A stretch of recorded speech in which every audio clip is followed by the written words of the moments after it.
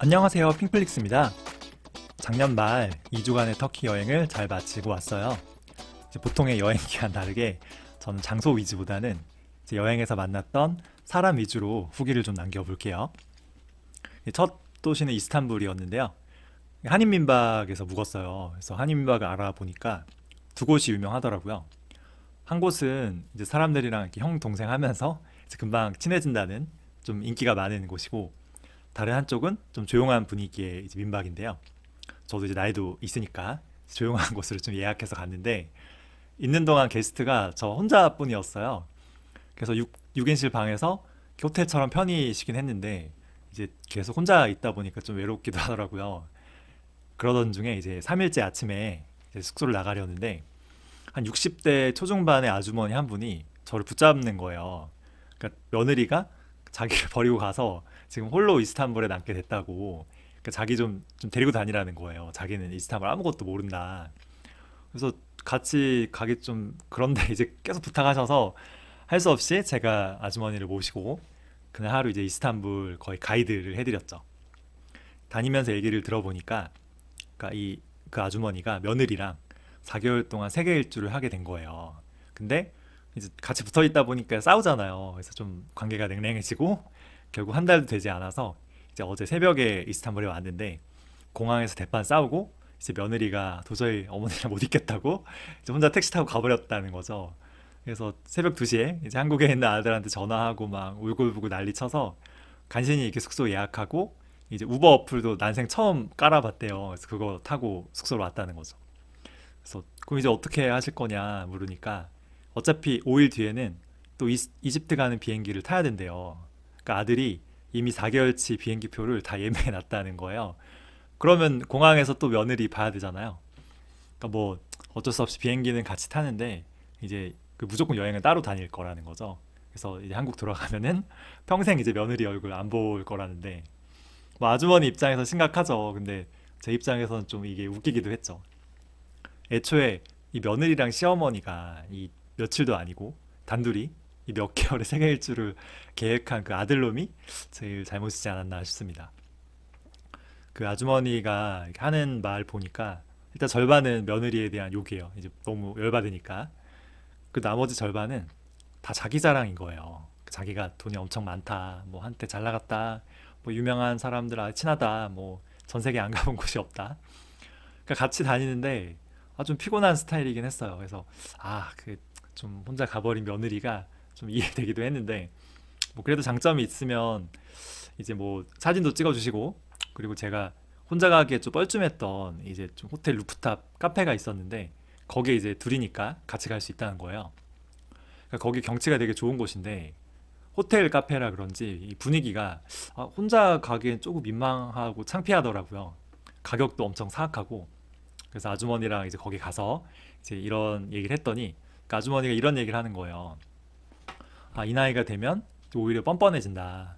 내가 갈 날도 얼마 안 남았는데, 난 눈치 보고 뭐 좀 창피하다고 내가 하고 싶은 거 못하면 죽을 때 억울하지 않냐는 거죠. 그래서 자기는 하고 싶은 거 있으면 다 하고 산다는 거예요. 근데 좀 머리를 좀 띵 맞은 것처럼 좀 느껴지는 게 있었어요. 그러니까 진짜 인생이 짬짜다요. 근데 남 눈치 보고 좀 창피하다고 내가 막 가고 싶은데 못 가고 하고 싶은 거 안 하는 건 좀 바보 같잖아요. 그러니까 조금은 이 아주머니 같은 좀 뻔뻔함도 필요한 것 같아요. 그러니까 같이 다녀보니까 이 아주머니는 그냥 진짜 하고 싶은 거 다 해요. 그러니까 저는 좀 창피한데 이렇게 무료 시식하는 데 가서 막 마음껏 먹고 마음껏 마시고 막 리필해 달라 그러고, 길 가다가 이제 외국인들하고도 팔짱을 끼고 웃으면서 사진을 이렇게 찍더라고요. 그리고 좀 예쁜 외국인 여자가 지나가면은 그 프랑스 말로 이렇게 예쁘다는 제스처가 있는데 자꾸 추파를 던져요. 그러면 저는 옆에서 좀 부끄러워서 이렇게 있었는데, 근데 그 외국인들은 또 되게 좋아하더라고요. 외국인과 대화할 때 거의 한국말을 쓰세요. 그러니까 영어를 못 하시는 분인데 엄청 당당해요. 씩씩하고. 그러니까 표정이랑 뉘앙스, 제스처 이런 걸로 또 소통이 되더라고요. 그것도 신기하죠. 그 주요 관광지 앞에서 제가 좀 쑥스러워하고 있으면은, 야, 어차피 남는 건 사진하고 영상밖에 없다. 그래서 저를 막 들이미는 거예요. 그 사진을 막 엄청 찍어주셨는데 뭐 잘 찍지 못하시지만 많이 건졌죠. 제가 혼자 유럽에 간지 거의 10년 만이었는데요. 그러니까 전엔 30대였잖아요. 근데 이제 이게 너무 오랜만이기도 하고 이제 좀 나이가 좀 들어서 그런지 좀 위축되고 좀 주눅든 것도 있었어요. 그러니까 이런 생각이 드는 거예요. 아, 내가 혼자 여행하기에 너무 나이가 많은 거 아니야? 괜히 이런데 동양인 아재가 가면 민폐 끼치는 거 아닐까? 좀 그런 생각이 있었는데 아주머니를 만나고 자신감을 얻었죠. 그래, 인생 짧다. 남 눈치 보지 말고 하고 싶은 거 다 해보자. 그래서 그 이후부터는 이제 한인민박 안 갔어요. 뭐 없기도 했지만 호스텔 가서 외국인들이랑 좀 대화도 적극적으로 시도해보고 가고 싶은 카페나 식당이 있으면은 그냥 눈치 안 보고 용감하게 혼자 돌진했어요.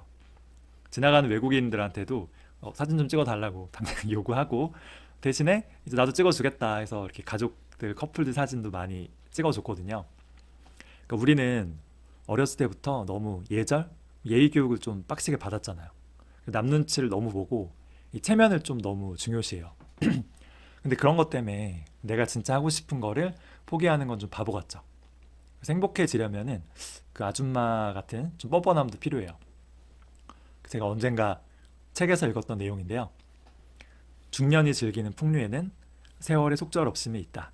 그러니까 지금부터라도 남은 생을 즐기려고 필사적이다.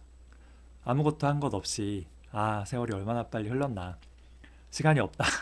빨리 만나고 먹고 마시고 사랑하고 즐겨야 한다.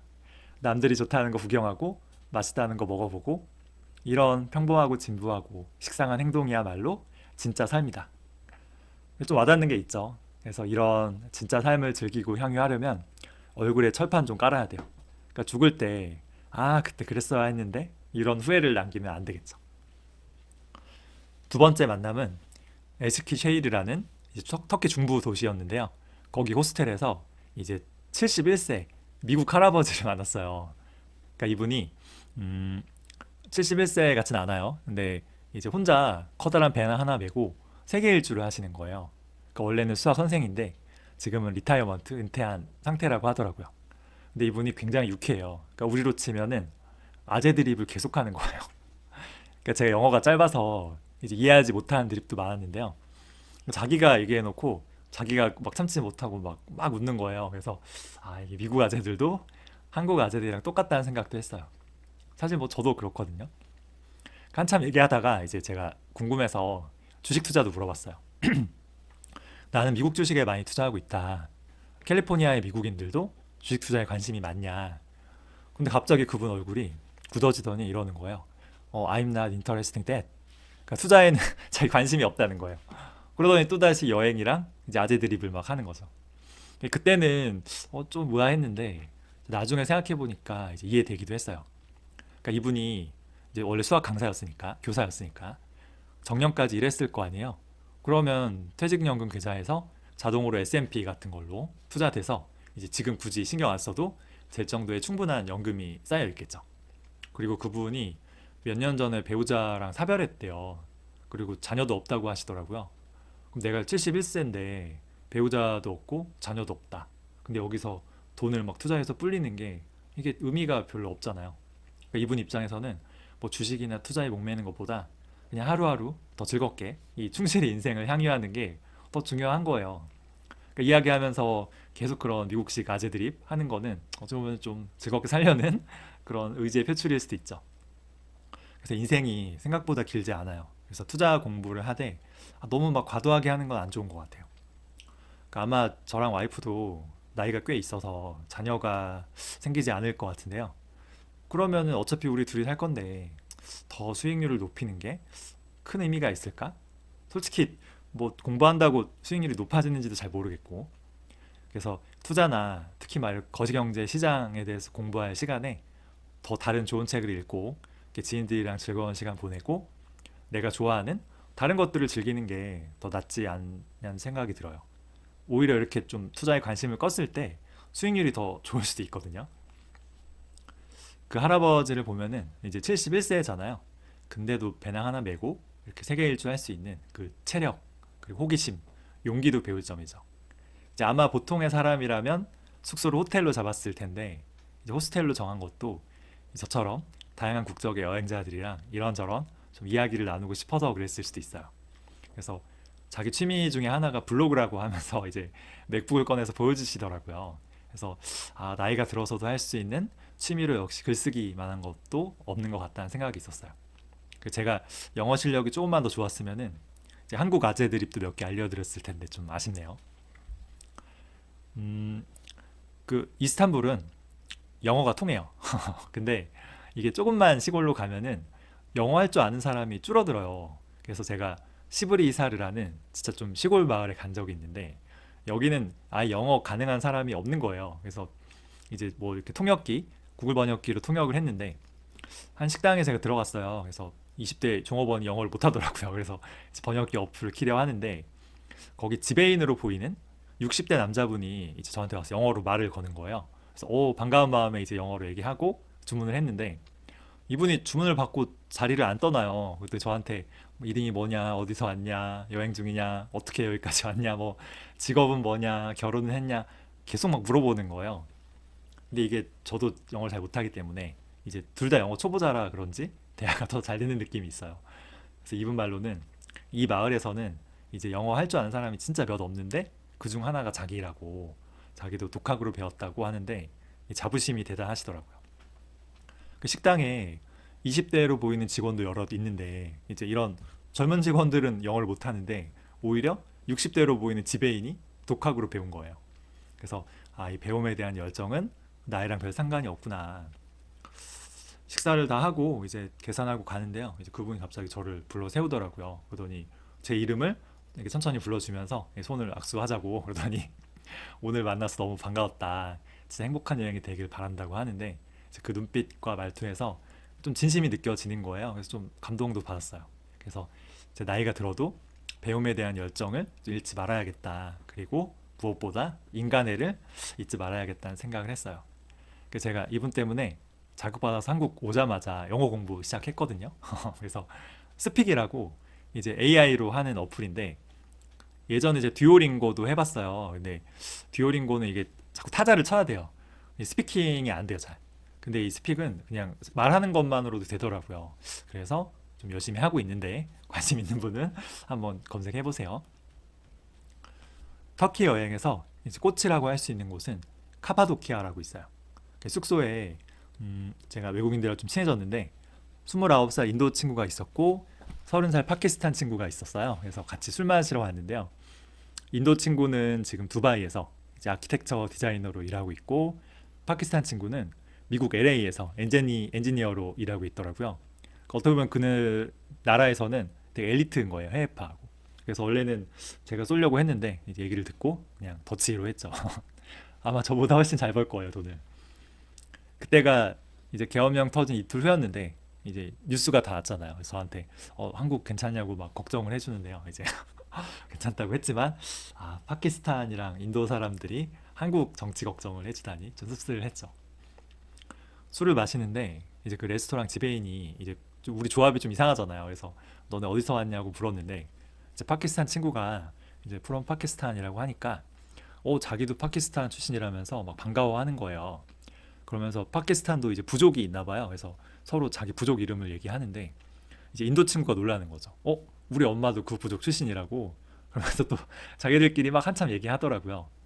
그래서 좀 신기해져. 이제 파키스탄 친구는 원래 LA에 있고 인도 친구는 두바이에 있고 또 여기 식당 매니저는 그 인도 친구 엄마랑 같은 부족 출신이고 하필 얘네가 이 카피도키아에서 일하고 있는 이 식당에서 만나고 한국 아재가 또 지켜보고 있고 터키도 그렇지만 이제 유럽 쪽 가보면은 국가들이 다 이렇게 육지로 연결돼 있죠. 그리고 이 국경 간의 이동도 굉장히 자유로워요. 그리고 오랜 기간 수많은 민족이랑 이 핏줄이 좀 뒤섞여 있죠. 그래서 외모만 보면은 이게 어느 나라 사람인지 구별하기가 힘들어요. 터키만 해도 그냥 서양인 백인 같은 사람도 많거든요. 근데 우리는 이제 사실 중국이랑 일본 말고는 다른 국가랑 접할 일이 거의 없었죠. 대부분의 사람들은 아마 어린이 되기 전까지는 외국인 친구를 만나거나 사귈 기회도 없었을 거예요. 그리고 우리는 유럽하고 다르게 이제 민족이 하나죠. 외모가 거의 비슷하잖아요. 역사랑 언어, 문화도 거의 똑같죠. 그러니까 다양한 인종이랑 문화가 융합된 서구와는 너무 달라요. 그래서 어렸을 때는 이런 한민족 이런 게 장점이라 생각했는데 그 나이가 들수록 이런 게 장점인지 약간 의심이 들어요. 그러니까 이런 것들이 사람들이 해외로 나가서 사는 거에 대한 좀 두려움이나 거부감을 만드는 것 같아요. 그러니까 우리도 유럽처럼 어렸을 때부터 좀 다양한 인종이랑 문화를 경험하고 막 친구들도 외국인이 많고 주말에 이렇게 교회로 조금만 차 몰고 나가면 막 국경을 넘나들고요. 해외에서 학교 다니거나 일하는 친구들도 매우 흔하고 이제 그런 친구들 만나러 막 또 자주 나도 해외에 드나들고 이런 환경이었으면 지금 훨씬 많은 한국 청년들이 해외로 갔겠죠. 솔직히 지금 3, 40대 모르겠는데 이제 10대나 20대 초반을 보면은 좀 더 장기적인 미래를 보면 이민 가는 게 좋은 방법 같긴 한데 이게 한국에서 평생 살았던 그냥 청년 입장에서는 이게 아마 엄청 두려울 거예요. 그래서 한때 이슈가 되었던 카페 글이 있는데 이게 이제 미국 이민 준비하는 그 카페예요. 거기서 주변에 보면 조용히 그냥 미국으로 떠나는 분들이 너무 많다. 다들 떠날 준비하거나 이미 다 준비가 다 완료된 분들. 그래서 이런 거 보면은 결국 돈 많고 정보 많고 좀 능력 있는 분들만 좀 떠나는 것 같아서 좀 씁쓸한 것도 있죠. 참고로 그 LA에 있는 친구보다 그 두바이에 있는 친구가 연봉이 더 높대요. 근데 이 친구가 이제 두바이 사람들 너무 싫다고 자기는 돈 조금 적게 받아도 이제 미국 가고 싶어 하더라고요. 그 카파도키아의 식당 매니저분도 이제 나중에 가족들이랑 함께 미국 가고 싶다 여력이 되면 그러니까 이게 아마 자녀에 대한 기회 때문이겠죠. 뭐 저는 투자는 미국에 하는데 사는 거는 좀 미국이 팍팍할 것 같아서 오히려 유럽 쪽이 맞을 것 같긴 한데 뭐 어쨌든 세상은 정말 넓거든요. 그래서 꼭 한국에서만 평생 살아야 하는 거는 좀 편협한 생각 같아요. 특히 나이가 어린 친구들은 훨씬 가능성이 열려 있잖아요. 그래서 좀 그런 것도 생각해 보면 좋겠고 뭐 이민이 당장은 힘들잖아요. 일단은 자산 이민부터 좀 하는 게 좋겠죠. 마지막으로 제가 터키 여행하기 전에 좀 그런 생각을 했어요. 터키 물가가 굉장히 싸서 돈 진짜 펑펑 쓰고 와야겠다.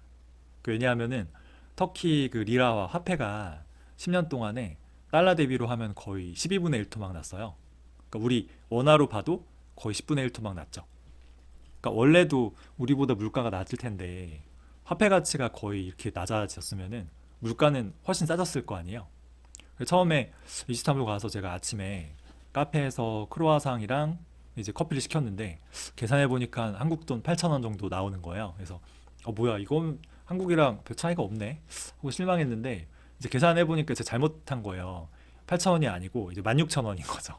그래서 크로아상의 커피가 16,000원이면은 한국보다 비싸잖아요. 그쵸? 이스탄불 물가 장난이 아니에요. 그러니까 화폐 가치가 떨어지면은 물가도 같이 폭등하더라고요. 그리고 이스탄불은 워낙 전 세계에서 관광객들이 몰려드니까 그럼 물가가 좀 비쌀 수도 있겠다. 근데 다른 지방 로컬 도시들도 물가 비싼 건 똑같아요. 그러니까 시골 도시도 그냥 케밥 하나에 음료 한 잔 시키면은 10,000원이 훌쩍 넘어가요. 그 작년 뉴스를 보니까 터키 물가 상승률이 71%로 하락했다고 안정화됐다고 하는데 와 물가 상승률 70%가 안정이라니 그죠? 그러니까 이게 소득이 낮잖아요 로컬 현지인들은. 그래서 살기 너무 힘들겠다라는 생각도 들었어요. 이게 막 식비뿐 아니고요. 뭐 임대료, 자녀 교육비, 옷, 교통비, 생필품 뭐 계속 올랐다 하더라고요. 그러니까 현지인들이 체감하는 인플레 고통은 진짜 심각할 거예요. 그러니까 우리도 사실 요 몇 년 좀 심했잖아요. 그러니까 우리가 겪은 인플레랑 환율 폭등을 거의 10배 생각하면 되는 거예요. 이런 것만 보면 터키 사람들 진짜 불행하겠다라는 생각이 들죠. 근데 제가 여행하면서 본 터키 사람들의 얼굴은 그래도 꽤 밝고 좀 평온해 보였어요. 특히 시골로 갈수록 사람들 표정이 더 여유롭고 저 같은 여행자들한테도 굉장히 좀 따뜻하더라고요. 시골 도시는 이 교통카드가 잘 되지 않아서 제가 고생을 많이 했는데 그럼 보고 있던 현지인들이 그냥 자기 카드로 대신 찍어줘요. 그럼 제가 너무 고맙다 현금으로 드리겠다 하면은 안 받아요. 그냥 웃으면서 괜찮다. 사람들이 너무 좋아요. 그리고 터키는 그 구글 대중교통이 좀 이상해요. 이스탄불도 좀 이상했는데 다른 도시는 아예 나오지가 않아요. 즉 이 버스나 트램 같은 교통을 현지들한테 다 물어서 다녀야 되는데 이 현지인들이 길 물어보면 너무 친절해요. 그래서 방향이 다른데 굳이 막 걸어서 같이 한 10분 15분 걸어서 데려다 주는 분도 많아요. 데려다 주면서 또 이렇게 트램 통과 자기 걸 찍어주고. 그래서 예전에 이제 일본 사례들을 얘기한 적이 있는데 이게 경제가 어려워진다고요. 이 국민들이 다 불행해지는 건 아닌 것 같아요. 그러니까 이게 터키도 경기는 너무 어렵죠. 근데 사람들 표정은 꽤나 밝고 웃음도 많고 친절한 거예요. 반면 우리나라는 전 세계에서 가장 빠른 경제 성장을 이뤘잖아요. 근데 현재 지금 OECD 자살률 1위고요.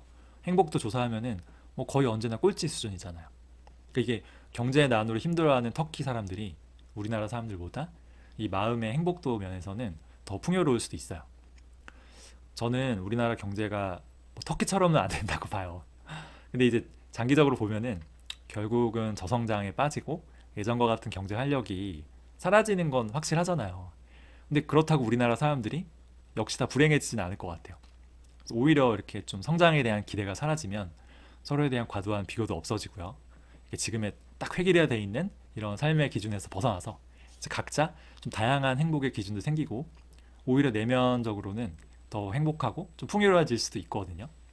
그래서 우리나라에게 진짜 필요한 거는 어떻게 하면 더 높은 경제 성장률을 올릴 것인가 이게 아니고요.